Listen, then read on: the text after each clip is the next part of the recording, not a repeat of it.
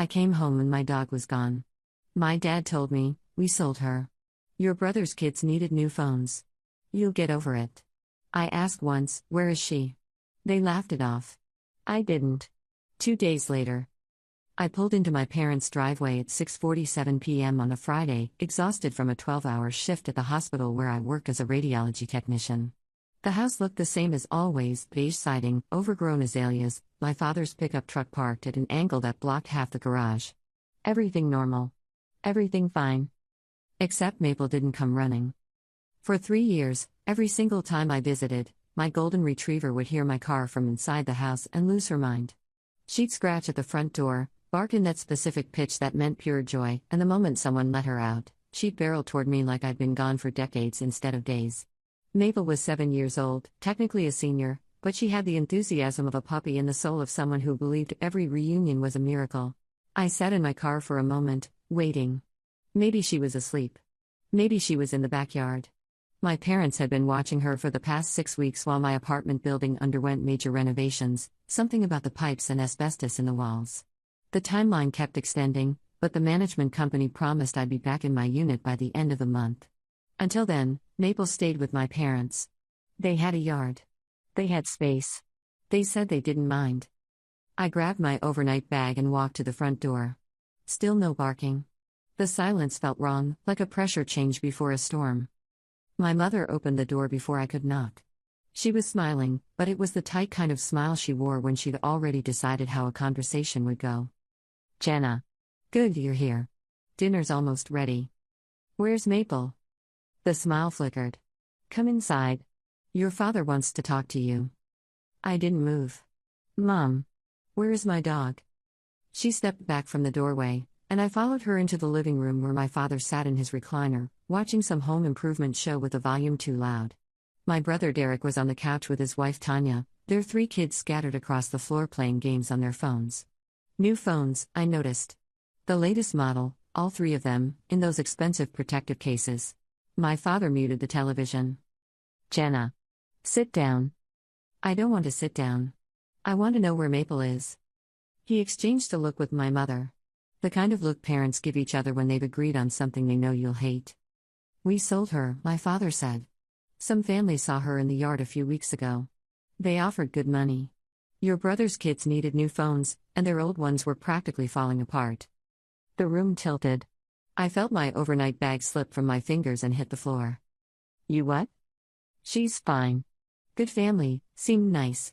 They have a big property, lots of room for her to run around." He said it casually, like he was explaining that they'd donated some old clothes to charity. "You'll get over it." I looked at my brother. Derek wouldn't meet my eyes.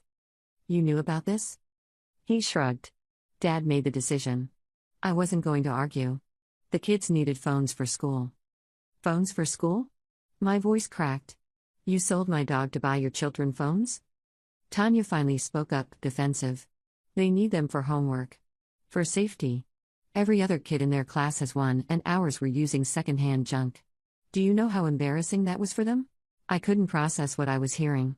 My brain kept trying to rearrange the words into something that made sense, but they wouldn't fit.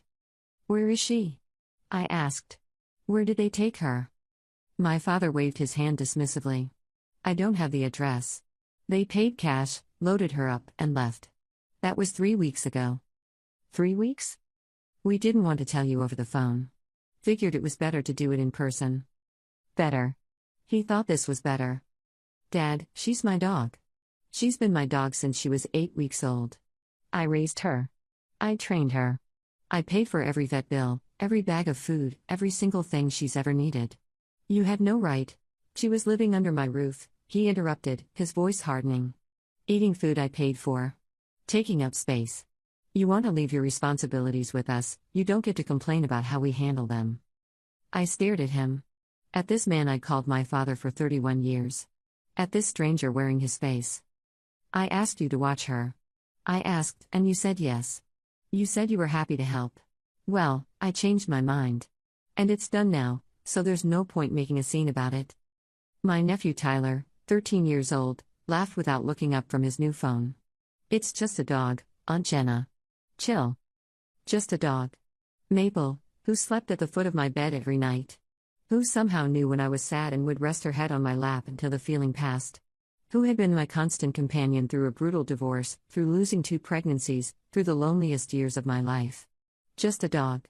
The only creature in the world who had never let me down, never judged me, never made me feel like I wasn't enough. I picked up my overnight bag.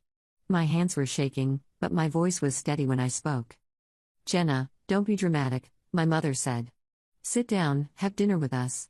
In a few months, you won't even remember. I asked you one question," I said, and my voice sounded strange to my own ears. Flat. Controlled.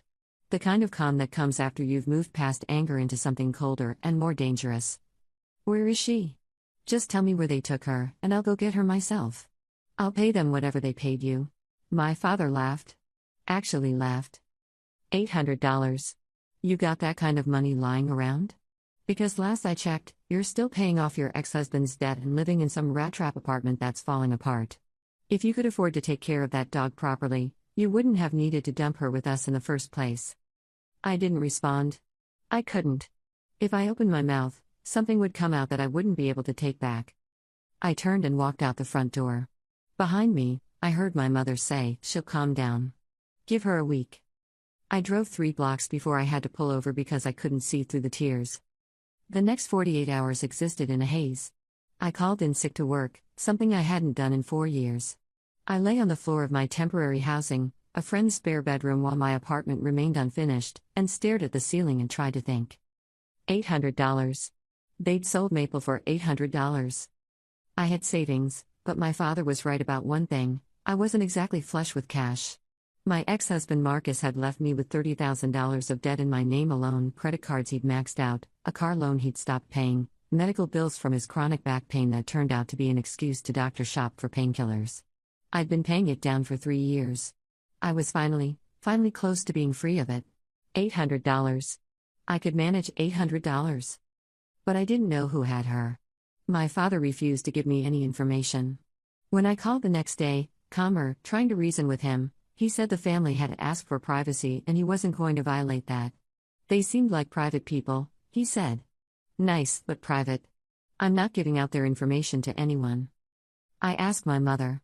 She claimed she didn't know, that my father had handled everything. I asked my brother. He said the same thing. I even asked Tanya, who told me that I needed to let it go and stop being so obsessed with a pet. By Sunday night, I had exhausted every conventional option I could think of. I'd posted on local social media groups describing Maple and explaining she'd been sold without my permission. I'd contacted animal shelters and vet offices, asking them to flag her microchip if she came in. I'd driven through nearby neighborhoods, looking for a golden retriever in someone's yard, knowing it was hopeless but unable to stop myself. Nothing. I sat on my friend's couch at 11 p.m., scrolling through my phone, and something shifted inside me. The grief was still there, enormous and suffocating, but underneath it, a different emotion was rising. Something colder. Harder? My father had stolen from me. That was the truth of it. He had taken something precious and irreplaceable, sold it for pocket change, and laughed about it. My mother had known and done nothing. My brother had benefited and felt no shame. They had all looked at me and decided my pain didn't matter. They'd gotten away with it because they assumed I would do what I'd always done, accept it. Move on. Swallow the hurt and keep showing up for family dinners, keep sending birthday cards, keep pretending we were a normal family who treated each other with basic decency. I wasn't going to do that anymore. Monday morning, I made a list. Not a revenge list, exactly. More like an inventory. Everything I knew about my family's vulnerabilities. Their secrets. Their lies. The things they trusted me to keep quiet about because I was reliable, dependable Jenna, the good daughter, the one who never caused problems and always showed up when she was needed. I sat at the small desk in my friend's spare bedroom with a notepad and a pen, and I wrote down everything. Names. Dates. Details I'd absorbed over years of family dinners and holiday gatherings and late-night conversations where guards came down and truths slipped out. I'd always been a good listener. People told me things. They confided in me because I was safe, because I never judged, because I kept their secrets locked away and never used them as weapons. Until now, my father had been running a side business for the past 15 years, doing handyman work and small construction jobs. Cash only. No records. He bragged about it to me once after too many beers at a family barbecue, How he'd never reported a dime of it, how the IRS would never catch up with him because he was too smart for those government pencil pushers. He'd winked at me when he said it, like we were sharing a joke. Like I should be impressed by his cleverness. My mother had been collecting disability payments for a back injury that had supposedly left her unable to work. Except I'd seen her lifting bags of mulch, rearranging furniture, helping my brother move into his new house 2 years ago. She complained about her back when it was convenient and forgot about it when she wanted to do something. My brother Derek had been promoted to assistant manager at his job 6 months ago. What his employer didn't know was that he'd lied on his resume about having a college degree. He'd dropped out after 2 semesters but told everyone he'd graduated. The company had never verified it. And then there was Tanya. Sweet, sanctimonious Tanya, who ran a home daycare and posted constantly about what a wonderful mother she was. Except one of those children in her care was the daughter of a local city councilman, and I happened to know that Tanya didn't have the proper licensing required by the state. She'd let it lapse 2 years ago and never renewed it. An anonymous tip to the right office would end that business overnight. I stared at my list. It was ugly. It was petty. It was everything I'd been taught not to be. But Mabel was somewhere out there, confused and scared and wondering why I'd abandoned her. And my family was going on with their lives like they hadn't destroyed something precious. I picked up my phone and started making calls. Update 1 month later. I want to start by thanking everyone who reached out after my original post. The messages of support, the advice, the stories of people who'd been through something similar, it helped more than I can say. Some of you asked me not to do anything drastic. Some of you told me to burn it all down. I ended up somewhere in the middle. First, the most important news, I found Maple. It took 2 weeks and more hours of searching than I can count, but I found her. A woman named Patricia had bought her from my father, believing she was purchasing a dog that needed rehoming due to a family move. Patricia had seen my posts online. I must have shared them to dozens of groups describing Maple, uploading every photo I had, and she connected the dots. She reached out through a private message on a neighborhood Facebook group, her words careful and apologetic. "I think I might have your dog," she wrote. "If this is her, I'm so sorry. I had no idea." She was horrified to learn the truth. When I called her, my hands shaking so badly I almost dropped the phone, she immediately said I could come get Maple whenever I wanted. She wouldn't accept payment. She wouldn't even consider it. Patricia lives about 40 minutes from my parents' house, on a small farm with goats and chickens and 2 other dogs. The drive felt like it took hours, even though the GPS said 37 minutes. Every red light was agony. Every slow driver on the highway made me want to scream. When I pulled up to her property, Maple was in the front yard. She saw my car and froze for a moment, her whole body going rigid, like she couldn't believe what she was seeing. Then she started running. I got out of the car and dropped to my knees on the gravel driveway, and she slammed into me so hard she almost knocked me over. She was crying, dogs can cry, no matter what anyone says, and I was crying, and Patricia was standing on her porch crying too. Maple licked my face and whined and kept pushing her head into my chest like she was trying to merge with me, like she never wanted to let me go again. Patricia refused to accept my money. She said she'd only had Maple for 3 weeks and hadn't paid much for her anyway, and that returning her to her real owner was the only right thing to do. I tried to insist, but she just shook her head. "That dog missed you every single day," Patricia said. "She'd sit by the window for hours, watching the road. I don't know what your father told me, but that dog was waiting for someone to come back for her." I took Maple home that afternoon. My apartment was finally ready, new pipes, no more asbestos, everything clean and safe. I walked through the door with her and watched her sniff every corner, every piece of furniture, every inch of the place she'd been taken from 6 weeks earlier. She moved through the room slowly, deliberately, as if confirming that yes, this was real, this was home, this was where she belonged. Then she climbed onto the couch, curled up in her usual spot, and closed her eyes with a sigh so deep it seemed to come from her very soul. I sat next to her for a long time, just feeling her breathe. The weight of her body against my thigh. The warmth of her fur under my hand. The steady rhythm of her lungs expanding and contracting. I'd almost lost this.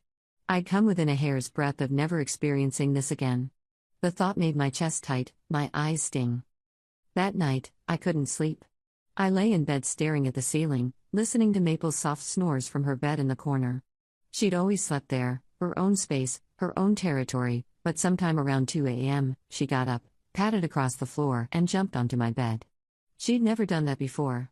She pressed her body against mine and rested her head on my shoulder, And that's how we stayed until morning.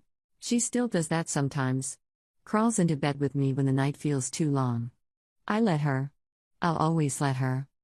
Now, the rest of it. Some of you told me not to involve myself in my family's business. You said it would only make things worse, that I should just cut contact and move on. I considered that. I really did. But cutting contact wasn't enough. They'd stolen from me, lied to me, and laughed at my pain. They needed to understand that actions have consequences. They needed to learn that the person they dismissed and underestimated wasn't someone who could be pushed around anymore. I started with my father. I didn't report him to the IRS directly. That felt too risky, too traceable.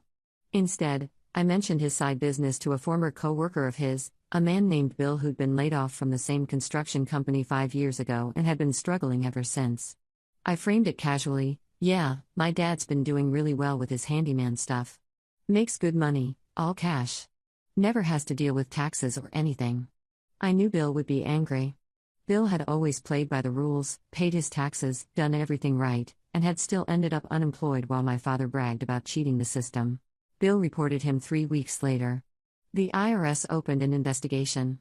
My father is now facing an audit that goes back 7 years, and from what I've heard through the family grapevine, he's looking at significant penalties and back taxes. He had to hire an accountant and a tax attorney, which cost him thousands of dollars he didn't have. He's had to sell his truck to cover some of the expenses. The same truck he parked in front of the garage at that angle for years, the same truck he'd used to haul materials for all those cash jobs, the same truck that had represented his independence and his success in his own eyes. He doesn't know I had anything to do with it. He thinks Bill did it out of jealousy. My mother's disability claim is currently under review. I genuinely don't know if it was me, because I only mentioned my concerns to one person, a nurse I work with who happens to have a relative in the state disability office, but someone reported inconsistencies in her case. She's been asked to submit to a new medical evaluation and provide documentation of her limitations. She's terrified. She hasn't left the house in weeks, trying to look injured in case anyone's watching. The irony isn't lost on me. The back that was apparently too damaged for her to work has suddenly become something she's hyper-aware of, something she protects and coddles and references constantly. Funny how that works. Derek lost his job.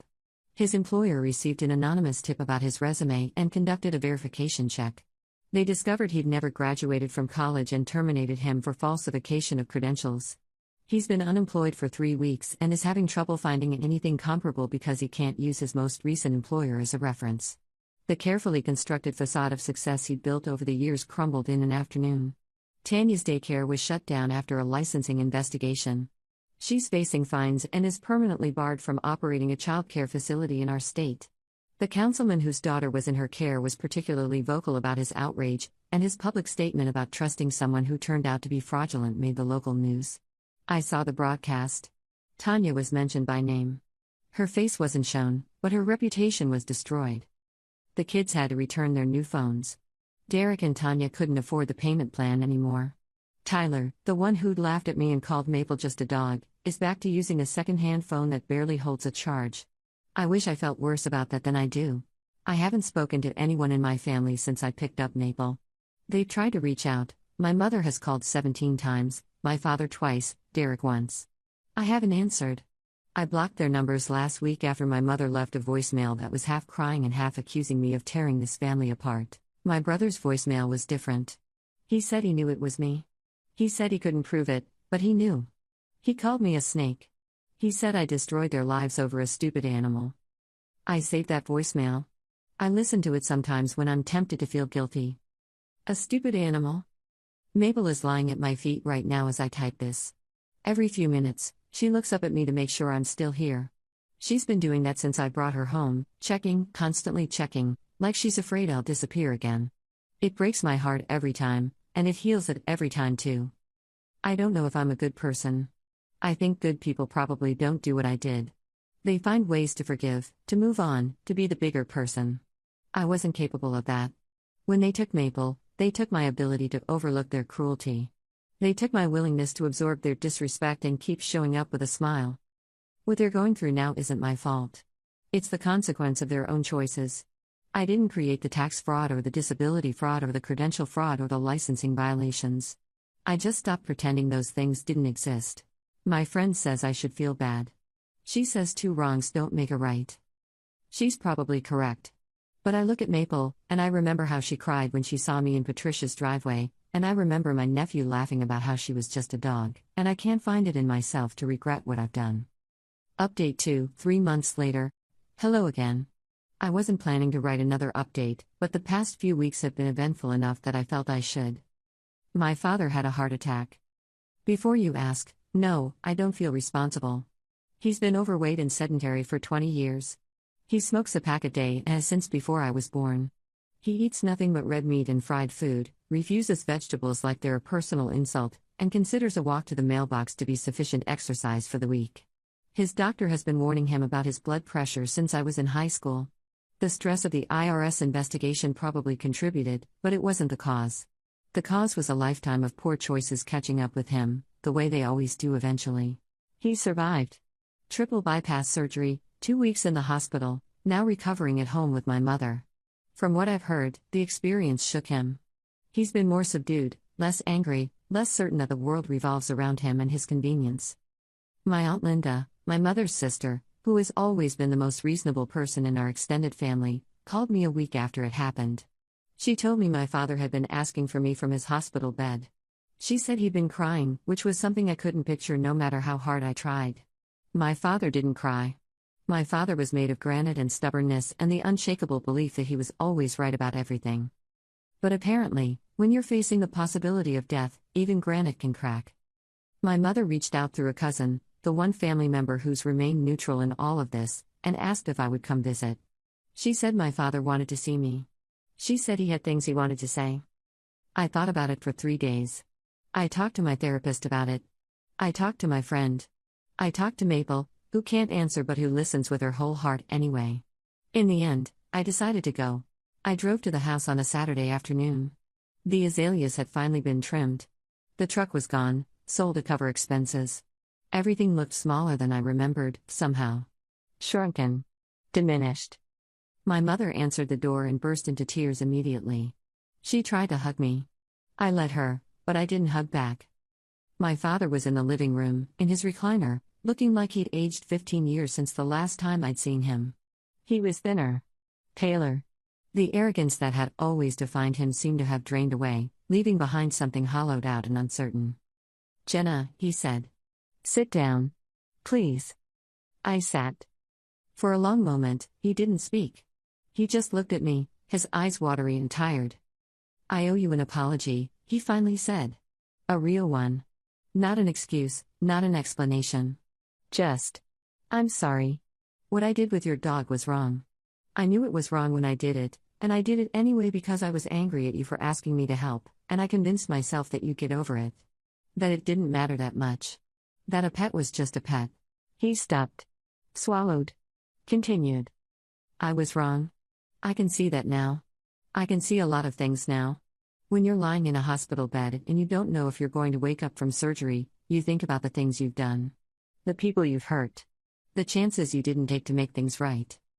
I didn't say anything. I just waited. "I know about the IRS thing. I know you had something to do with it. Same with Derek's job, and your mother's disability, and Tanya's daycare. I can't prove it. But I know. And I want you to know that I understand why you did it." That surprised me. I'd been expecting anger, accusations, threats. Not this. "We treated you like you didn't matter," he said. "Like your feelings weren't worth considering. We took advantage of the fact that you were kind and patient and willing to forgive. We assumed you'd always forgive. We were wrong about that too." He reached into the pocket of his bathrobe and pulled out an envelope. "This isn't an excuse. It won't fix anything. But I want you to have it." I opened the envelope. Inside was a check for $1,500. "That's the $800 I got for your dog, plus interest, plus money for the vet visit she probably needs after everything she went through. I know you found her. I know she's back with you. I'm glad. I'm glad you didn't let me take that from you." I looked at the check for a long time. Then I looked at my father. "I don't know if I can forgive you," I said. "Not right now. Maybe not ever. What you did broke something in me. It broke my trust in this family, in the idea that the people who are supposed to love you will protect you instead of hurt you." He nodded. His eyes were wet. But I appreciate this, I continued, holding up the check. I appreciate that you're trying. I don't know if it changes anything, but I appreciate it. We sat in silence for a while. My mother brought coffee. She tried to make small talk. How is work? How is your apartment? How is Maple? And I answered in short sentences. Everything felt fragile, like a single wrong word could shatter whatever tentative peace we'd managed to build. Before I left, my father asked if he could see a picture of Maple. I showed him one on my phone, her lying on my couch, looking directly at the camera with that patient, trusting expression she always wore. She looks happy, he said. She is. Good. That's good. I drove home slowly, processing everything. The check sat in my purse like a physical weight, both lighter and heavier than paper should be. Derek reached out last week. He texted me a long message apologizing for his part in what happened. He said he'd been too cowardly to stand up to our father, too focused on his own family's needs to think about what was being taken from me. He said he understood if I never wanted to speak to him again, but he wanted me to know he was sorry. I haven't responded yet. I don't know if I will. Some part of me wants to rebuild that relationship, but another part remembers the way he shrugged when I asked if he'd known about the dog. The way he couldn't meet my eyes. The way his only defense was that he wasn't going to argue. Tanya hasn't reached out at all. I suspect she never will. She's the type who will always see herself as the victim, always find someone else to blame for her problems. That's fine. I don't need anything from her. The kids, Tyler, Madison, and little Emma, are too young to understand any of this. I don't hold anything against them. They were just children doing what children do, playing with their new phones, not thinking about where those phones came from or who had been hurt to pay for them. Someday they might learn the full story, and I hope they learn something from it about the cost of taking things that don't belong to you. I want to address something that came up in the comments on my first post. Several people accused me of being too harsh, too vindictive, too willing to destroy my family over what they called a dog. They said I should have handled it differently. Gone through legal channels. Filed a police report. Taken them to small claims court. Maybe they're right. Maybe there was a cleaner way to handle this, one that didn't involve exposing every secret and every lie.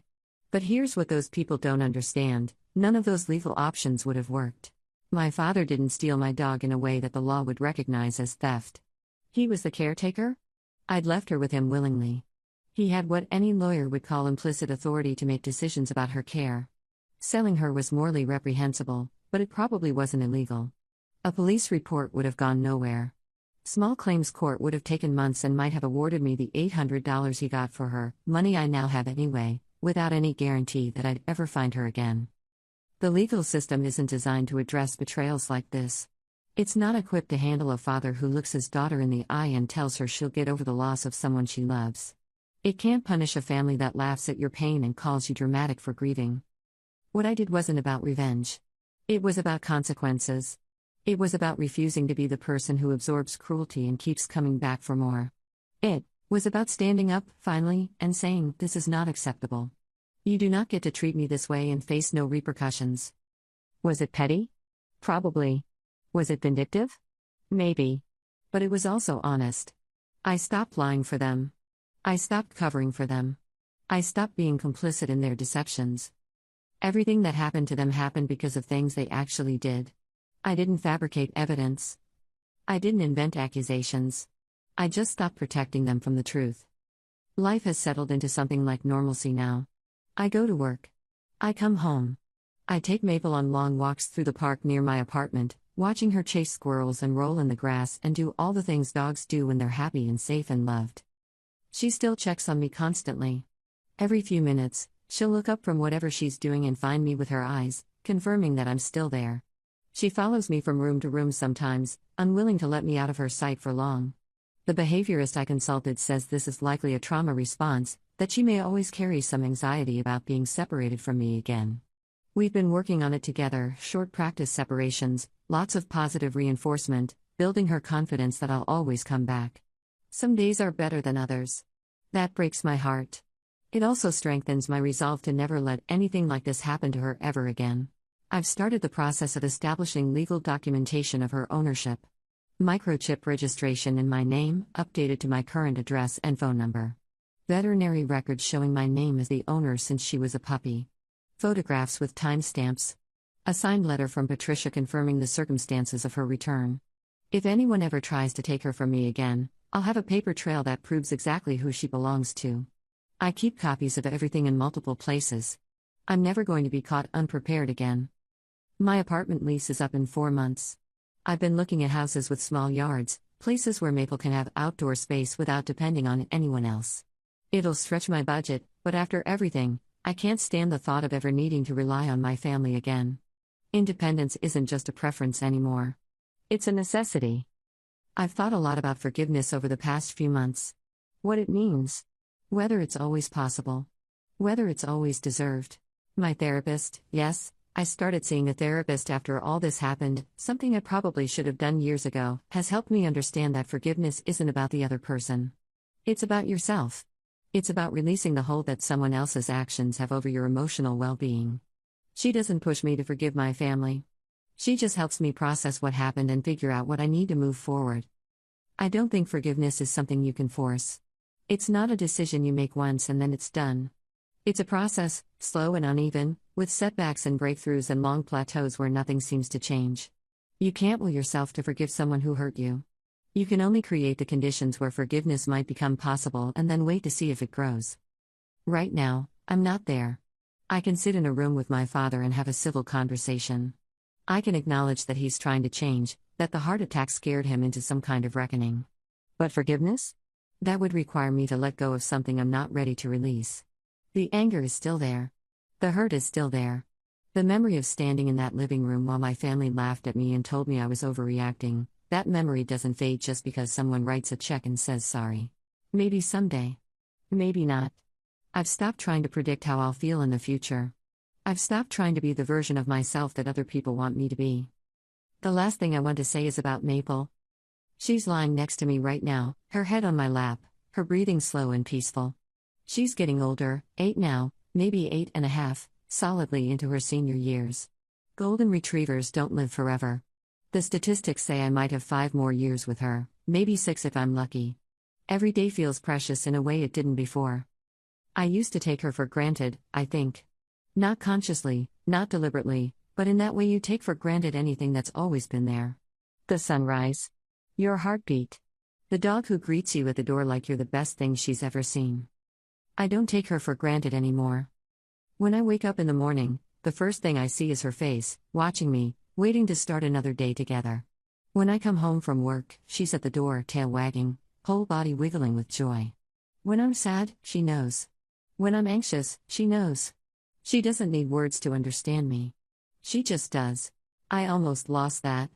I came within inches of never seeing her again, never feeling her warm weight against my side, never hearing that particular sigh she makes when she settles into sleep. My family took her from me like she was nothing, like our bond meant nothing, like love could be sold for $800. But I got her back. That's the part of this story that matters most to me. Not the revenge. Not the consequences. Not my father's heart attack or my brother's unemployment or any of the rest of it. What matters is that I fought for something I loved, and I won. What matters is that she's here, and I'm here, and we're together. I read somewhere that dogs don't understand the concept of forever. They live in the moment, fully present, not worried about the past or anxious about the future. Every time you come back to them, it's a miracle. Every day together is a gift. I'm trying to learn to live that way too. Final update, 6 months later. I'm writing this last update from the backyard of my new house. It's small, 2 bedrooms, 1 bathroom, a kitchen that needs updating and floors that creak in certain spots, but it's mine. The walls are painted colors I chose. The furniture is arranged the way I like it. There's a reading nook by the window in the living room where I can curl up with a book while the afternoon sun streams through the glass. More importantly, there's a fenced yard where Maple can run and explore and dig holes and do whatever her heart desires without me worrying about her safety. The neighborhood is quiet.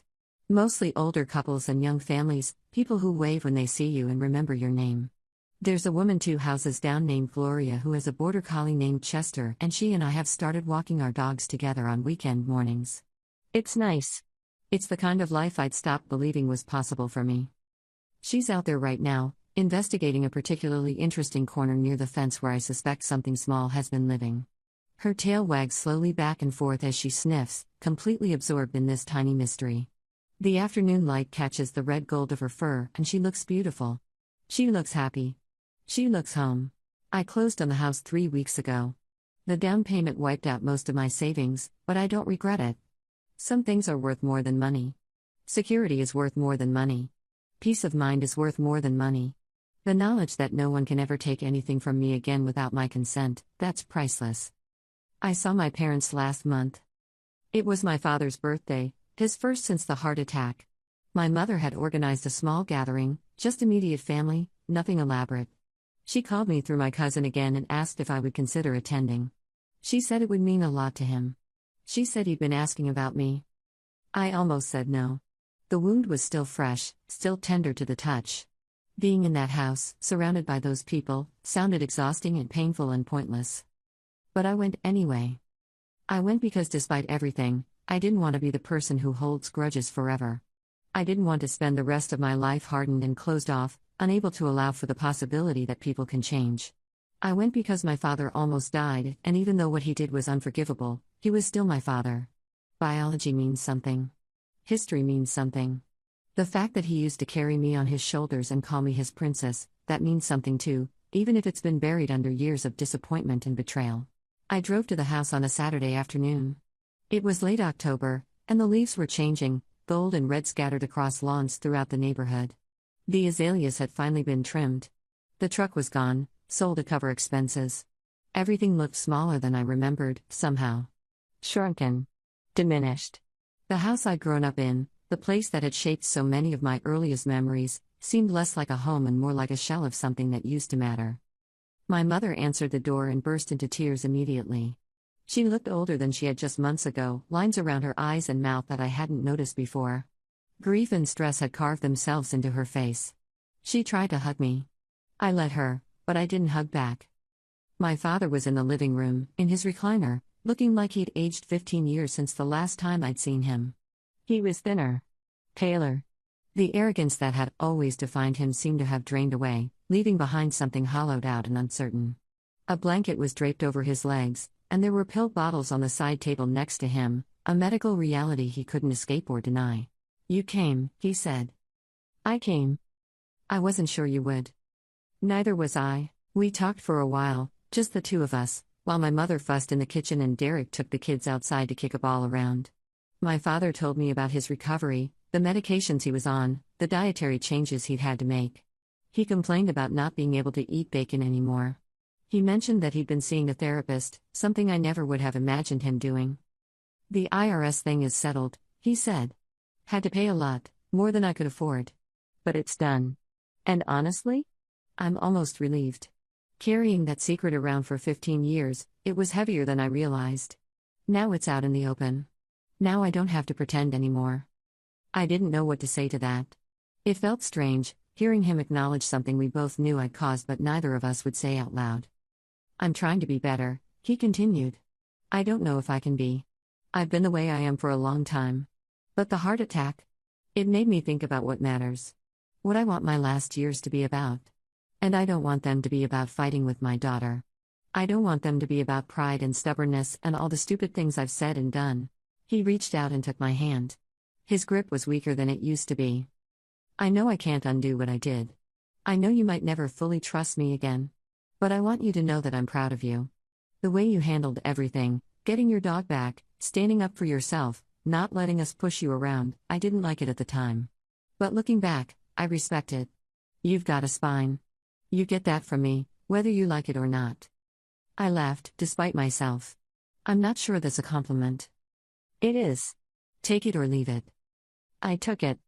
Things aren't perfect with my family. I don't think they ever will be. Too much has happened, too many lines have been crossed. But we're trying. Slowly, carefully, with plenty of space for mistakes and setbacks. I see my parents once a month now. Brief visits, low stakes, no overnight stays. My mother has been more careful with me, more respectful of my boundaries. She stopped making comments about my life choices, stopped implying that I should be doing more or being more. Maybe the near loss of her husband taught her something about what matters. Maybe she's just afraid I'll disappear again if she pushes too hard. Either way, I'll take it. Derek and I have exchanged a few texts. Nothing deep, nothing revealing. Updates about the kids, mostly. He found a new job last month, working at a different company in a lower position than he had before. He's been honest with them about his education. He says it feels better, not having to lie anymore. I believe him. I've seen what secrets do to people. I've seen how they corrode from the inside out. Tanya remains distant, which is fine by me. Some relationships aren't worth salvaging. Some people aren't capable of growth, or at least not capable of growth on a timeline that matters to you. I've made my peace with her absence. Maple turned 9 last month. We celebrated with a special dinner, chicken and rice, her favorite, and a new toy that she immediately destroyed with the enthusiasm of a much younger dog. The gray around her muzzle is more pronounced now, and she sleeps a little more than she used to, but her spirit is unchanged. She still greets me at the door like I've been gone for years. She still rests her head on my lap when she senses I'm sad. She still looks at me with those deep brown eyes that hold more wisdom and love than any creature should contain. I know our time together is limited. That knowledge sits in the back of my mind, a constant low hum that I've learned to live with rather than fight against. I can't extend her life. I can't stop time. All I can do is make sure that every day she has left is filled with joy and safety and the unwavering certainty that she is loved. I think about the version of me who drove to her parents' house 6 months ago, expecting to be greeted by a wagging tail and instead walking into a nightmare. That version of me was shattered by what happened. That version of me lost something she couldn't articulate, some fundamental belief in the goodness of family, some naive assumption that the people who raised her would never deliberately cause her pain. I'm not that version of me anymore. I'm someone harder now. More careful.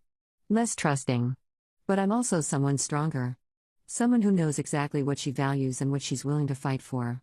Someone who will never again sacrifice her own well-being to maintain peace with people who don't deserve it. The Maple situation taught me things about myself I might never have learned otherwise. It taught me that I'm capable of ruthlessness when necessary. It taught me that I can be strategic and patient and calculated when the stakes are high enough.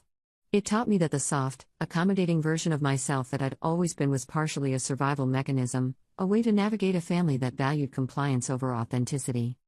I don't need that survival mechanism anymore. I have my own house now. My own life. My own dog, who will never be taken from me again. Sometimes I wonder what would have happened if I'd handled things differently. If I'd screamed and raged in that living room instead of going quiet. If I'd reported my family to the authorities myself instead of engineering the exposure of their secrets through third parties. If I'd simply cut contact and walked away without looking back. I'll never know. There's no parallel universe where I can observe the road not taken. There's only this one, the one where I made the choices I made and lived with the consequences, both theirs and mine. But I think, ultimately, that I did what I had to do. Not because revenge is noble or justified or anything so grand. I did it because staying silent would have broken me in a way that could never be repaired. I did it because some wounds demand acknowledgement. I did it because the alternative, swallowing my pain and returning to a family that saw my suffering as an inconvenience, was simply not something I could survive. Was I the hero of this story? No. Probably not. Was I the villain? I don't think so either. I was just someone who loved her dog and refused to accept that love being treated as worthless. I was just a woman who discovered, at 31 years old, that she was capable of fighting for herself. I was just a daughter who finally stopped waiting for her family to treat her with respect and started demanding it instead. That's the whole story, really. Nothing more complicated than that. Maple is coming back inside now, trotting across the yard with something in her mouth, a stick, probably, or maybe one of the pine cones she's been collecting. The afternoon is fading into evening, and soon I'll make dinner and we'll curl up on the couch and watch something mindless on television, her head on my lap, my hand resting on her soft fur. It's a simple life. It's a quiet life. It's exactly the life I want. Thank you for following along. Thank you for caring about a stranger and her dog. Thank you for understanding that sometimes love requires teeth, and that protecting what's precious doesn't always look pretty. Give your pets an extra hug tonight. Tell the people who matter to you that they matter. And remember, you are allowed to fight for the things you love. You are allowed to have boundaries. You are allowed to walk away from anyone who treats your heart like it's worthless.